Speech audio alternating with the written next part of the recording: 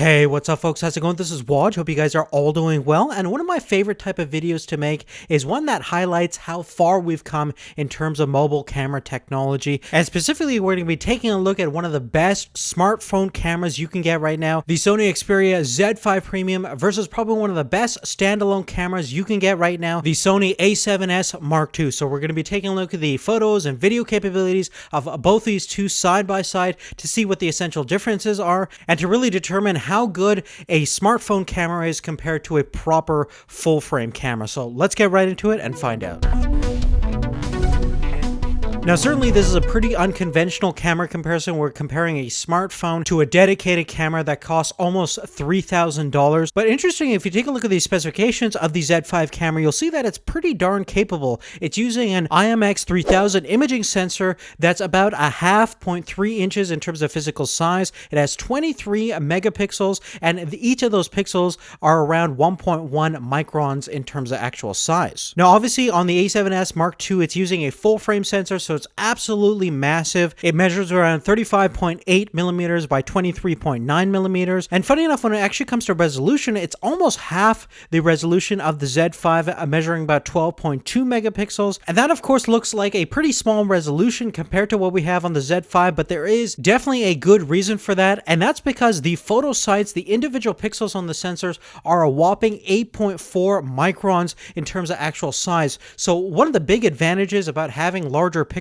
is that you have a much greater sensitivity to the photons actually hitting the sensors. And that's going to translate into a camera that's absolutely insane when it comes to low light performance. And this is where the A7s Mark II really shines, especially if you want the versatility of shooting in any available lighting condition without having to worry about any type of noise whatsoever. Now, in terms of optics, we're using a G lens on the Sony Xperia Z5. It has a maximum aperture of f2 and has a 24 millimeter equivalent focal length. Now, since the A7s Mark II is an interchangeable camera, you can use a whole bunch of different lenses. We're specifically testing out the 28 millimeter f2 lens from Sony, which should give us a pretty decent field of view with a pretty fast aperture. Now, one of the attributes of having a larger imaging sensor is that you're going to have the ability to control your depth of field, whether you want it really shallow or whether you want it really deep. Now, there are some tricks where you can get a more kind of blurred background effect on a smartphone camera with a smaller sensor. You can just come in closer to your subject and have the background more out of focus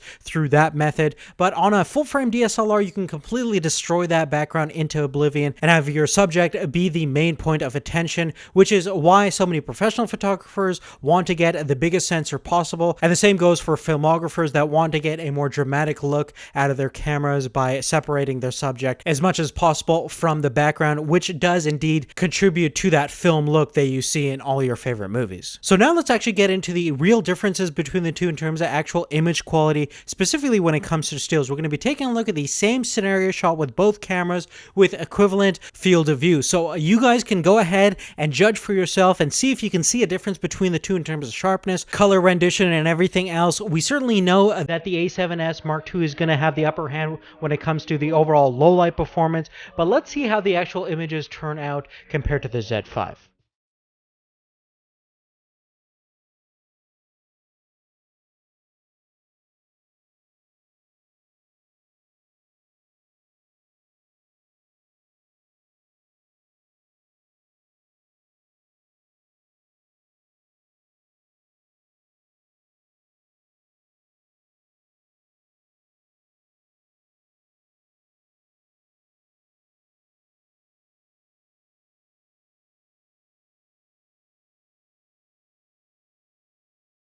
Now, next we're going to talk about the video capturing capabilities of both these two cameras. Now, funny enough, in terms of the maximum resolution, both can actually do 4K video at 30 FPS. And you obviously can shoot 1080p at 60 frames per second on the Z5, and you can also do slow motion at 120 frames per second, but at 720p. And when we take a look at the A7s Mark II, you can actually do 120 frames per second in full HD resolution, which is definitely nice to see. There's also a difference between the data throughput or the bit rate we have on both cameras. The A7s can shoot up to 100 megabits per second with the right SD card. And when you're shooting 4K on the Z5, it ranges anywhere between 50 to 60 megabits per second, which is definitely not bad as well. And now you can witness the video quality of both these two cameras for yourself. We're going to take a look at the side-by-side footage coming right now.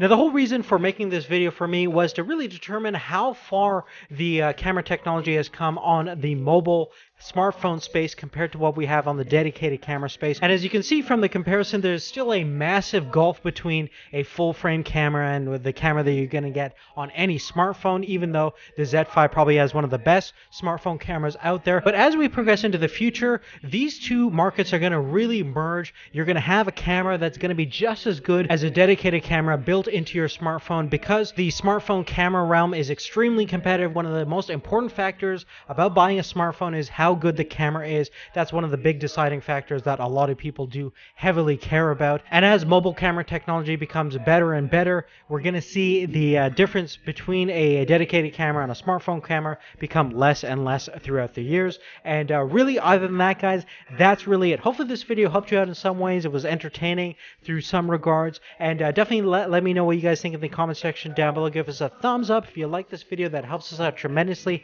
And thank you again for watching. We'll see you later. Take care.